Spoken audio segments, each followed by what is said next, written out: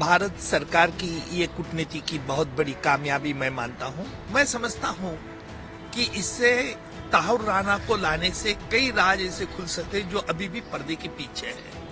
पहला राज तो यह है कि डेविड कोलेमन हेडली और ताहुर राणा ये बेसिकली पाकिस्तानी नेशनल थे। पाकिस्तान के आर्मी में ताहुर राणा डॉक्टर करके काम करता था। उसके बाद उसको ये आतंकवादियों से जुड़ा गया कि मोदी जी ने एक जो अपना रिश्ता बनाया है यूएस सरकार से। पहले भी मिस्टर डोनाल्ड ट्रंप जी प्रेसिडेंट थे, उस वक्त नेहरू मोदी जी ने जिस प्रकार की भाषा का इस्तेमाल किया था, उससे मुझे लगता है कि मिस्टर ट्रंप जी ने बहुत एक सीधे शब्द में कहा दिया है। जो जैसे रेसिप्रोकल टैरिफ के बारे में कहा दिया है कि हम टैरिफ लगाएंगे, लेकिन यहाँ कंपनियां खुल सकती है, ये भी उन्होंने आश्वासन कर दिया। रेसिप्रोकल टैरिफ की बात करें, मुझे लगता है कि ये बायलैटरल ट्रीटी जो होगी उससे भारत सरकार का भी फायदा हो सकता है। भारत सरकार की ये कूटनीति की बहुत बड़ी कामयाबी मैं मानता हूं, क्योंकि यूएस के प्रेसिडेंट मिस्टर ट्रंप ने जो आज एक बड़ी बात कह दी है और उन्होंने ये भी बता दिया है कि हम ताहुर राणा को जल्द से जल्द एक्सट्रैडिट करेंगे। इसका मतलब दो निकलता है। पहले तो यूएस सरकार जो आतंकवादी से जुड़ते हैं उनके लिए अमेरिका की लैंड ये कोई परिणाम नहीं बन सकती है। एक clear message to all the countries दीदी। और दूसरी बात, जो यूएस सुप्रीम कोर्ट ने एक जो फैसला दिया था, जो ताहुर राणा की जो रिव्यू पिटीशन थी वो उन्होंने खारिज कर दी थी और इसमें यूएस गवर्नमेंट उसमें कोई दखलंदाज नहीं करना चाहता, ये बात भी साफ कर दिया। मैं समझता हूं कि इससे ताहुर राणा को लाने से कई राज ऐसे खुल सकते हैं जो अभी भी पर्दे के पीछे है।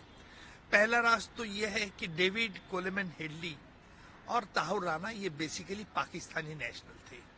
पाकिस्तान के आर्मी में ताहुर राणा डॉक्टर करके काम करता था। उसके बाद उसको ये आतंकवादियों से जुड़ा गया और उसने ही डेविड हेडली का जो इमिग्रेशन सेंटर जो 26/11 के हमले के पीछे बम्बई में खोला था, उसके ही वजह से, उसके इन्फ्लुएंस से उसने खोला था। तो मुझे लगता है कि भारत सरकार की और मोदी सरकार ने जो बातचीत की है उसे बड़ी सफलता मिली है। सर, कल जिस तरह से मोदी जी यूएस गए थे, कहीं ना कहीं उसका प्रेशर बना है, क्या आपको ऐसा लगता है? देखिए, मैं प्रेशर की बात नहीं कहूंगा, लेकिन ये बात जरूर कहूंगा कि मोदी जी ने एक जो अपना रिश्ता बनाया है यूएस सरकार से। पहले भी मिस्टर डोनाल्ड ट्रंप जी प्रेसिडेंट थे, उस वक्त नेहरू मोदी जी ने जिस प्रकार की भाषा का इस्तेमाल किया था, उससे मुझे लगता है कि मिस्टर ट्रंप जी ने बहुत एक सीधे शब्द में कहा दिया है। जो जैसे रेसिप्रोकल टैरिफ के बारे में कहा दिया है कि हम टैरिफ लगाएंगे, लेकिन यहाँ कंपनियां खुल सकती है, ये भी उन्होंने आश्वासन कर दिया। रेसिप्रोकल टैरिफ की बात करें, मुझे लगता है कि ये बायलैटरल ट्रीटी जो होगी उससे भारत सरकार का भी फायदा हो सकता है। सर, तैमूर राणा को इंडिया ला रहा है, किस तरह से उसके ऊपर आगे की कार्रवाई होगी, क्या सजा होगी? देखिए, ताहुर राणा के खिलाफ एनआईए जो हमारी नेशनल इन्वेस्टिगेटिंग एजेंसी है, वो उनके खिलाफ चार्जशीट दिल्ली के कोर्ट में, एनआईए कोर्ट में दर्ज करेगी। उसके बाद सबूत पेश किए जाए। लेकिन जहां तक मुझे लगता है कि 26/11 में डेविड हेडली ने जो ऐसे राज खुले थे, उसके आधार पर, क्योंकि ताहुर राणा ये लार्जर क्रिमिनल कॉन्स्पिरेसी का हिस्सेदार है, जहां दिल्ली है, पूना है, जहां आर्मी के कैंटोनमेंट में गए थे, उसके बारे में भी सबूत पेश किया जाएगा। भारत क्वाड का मेंबर है। जापान के को अमेरिका ने F-35 फाइटर्स दिए हैं, ऑस्ट्रेलिया को दिए हैं, नेटो कंट्रीज को दिए हैं, लेकिन भारत को नहीं दे रहे। भारत को जो पहला ऑफर था बाइडेन साहब के टाइम में, वो था कि F-16 फाइटर देंगे। उसका जो नया अवतार है F-21, F-16 पाकिस्तान को 30 साल पहले दे दिया था, तो वो तो कोई मतलब बड़ी चीज नहीं थी। अब चीन के पास 300 5th जनरेशन स्टेल्थ फाइटर हैं, ऑलरेडी हैं, और 10 साल के अंदर कोई 1000 5th जनरेशन स्टेल्थ फाइटर हो जाएंगे। पाकिस्तान को चीन F-35 स्टेल्थ फाइटर बेच रहा है और पाकिस्तान के पायलट्स ऑलरेडी जो है चीन में है, ट्रेनिंग ले रहे। मतलब अगले साल जो है वो J-35 चीन का 5th generation stealth fighter Pakistan के पास आ सकता है। यानी पाकिस्तान के पास F-35 के बराबरी के चीनी स्टेल्थ फाइटर अगले साल आ जाएंगे, यानी वो हमसे पहले स्टेल्थ फाइटर ले लेगा। तो ये तो एक अनएक्सेप्टेबल कंडीशन है। आपको चीन को भी संभालना है, चीन से खतरा है, पाकिस्तान से खतरा है। तो ये एक बहुत वेलकम न्यूज़ है कि वो हमको स्टेल्थ फाइटर ऑफर कर रहे हैं, top of the line stealth fighter. रूस ने भी हमको Su-57 का ऑफर किया है, और रूस ने ये भी कहा है कि वो तो हमको अपने देश में प्रोडक्शन भी करने देंगे। तो ये हालांकि एक बहुत वेलकम साइन है। हम अपना भी आमका यानी एडवांस मीडियम कॉम्बैट एयरक्राफ्ट बना रहे हैं अपने देश में, लेकिन कोई 10 साल 15 साल लगेंगे इसके पहले कि वो प्रोडक्शन में फुली आए।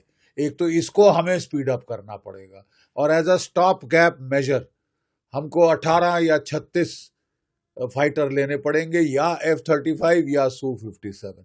अब ये सरकार को निर्णय करना होगा कि कौन सा, प्रोज एंड कॉन्स क्या हैं इनके। देखिए साहब, जो F-35 है टॉप क्लास फाइटर है दुनिया का, स्टेल्थ फाइटर है, 5th जनरेशन फाइटर है, और लेकिन महंगा बहुत है, कोई 1800 करोड़ का एक आएगा। तो पूरी डील जो है वो तो 50,000 करोड़ के ऊपर की डील होगी। तो हमको सोच समझ के जाना पड़ेगा, क्योंकि देखिए अभी तक अमेरिका प्रोडक्शन के लिए नहीं माना है। हमने कहा है कि साहब हम जो भी खरीदेंगे हम अपने देश में आत्मनिर्भरता के लिए अपने देश में मैन्युफैक्चर करना चाहेंगे। अभी तक मैन्युफैक्चर का नहीं आया है, नंबर 1। नंबर 2, इसमें लिमिटेड सॉवरेनिटी के क्लॉज हैं कि मतलब अमेरिका कहता है कि भाई आप कहाँ ये जहाज डिप्लॉय करोगे हमको बताना होगा, हमको इंस्पेक्शन का राइट है कि आपने कुछ बदला तो नहीं, निकाला तो नहीं, जोड़ा तो नहीं। अब देखिए साहब, उसमें 2 एयर टू एयर मिसाइल है, हमको 4 चाहिए, तो हमको तो कुछ करना पड़ेगा। हमारे अस्त्रा मिसाइल हैं, हम उसके ऊपर 300 किलोमीटर रेंज, 200 किलोमीटर रेंज, ये सब लॉन्ग रेंज मिसाइल्स है, BVR, तो हम उनको शायद बढ़ाना चाहेंगे, अपने ब्रह्मोस मिसाइल उन पे लगाना चाहेंगे, इत्यादि इत्यादि। तो ये परमिशन मिलेगी कि नहीं मिलेगी ये सब देखना पड़ेगा। और फिर इसके हिडन कॉस्ट काफ़ी होंगे। हिडन कॉस्ट से मेरा मतलब कि देखिए साहब, हिडन कॉस्ट में प्रॉब्लम ये है कि जो कंप्यूटर्स हैं they have to be able to speak to our air defence computer. हमारे एवैक्स के साथ they need to speak to one another, मतलब वो पूरे कंप्यूटर चेंज करने पड़ेंगे।